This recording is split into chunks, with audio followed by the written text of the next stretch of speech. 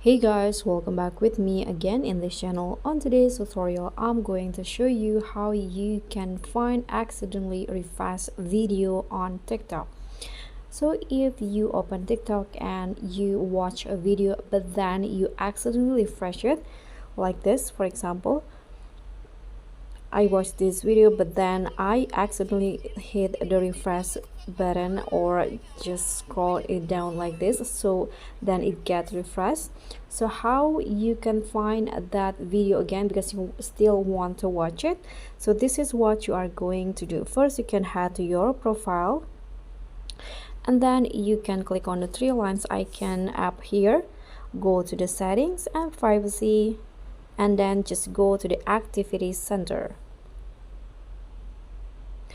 And in here you can just go to your watch history. Then you can find the video that you just watched here.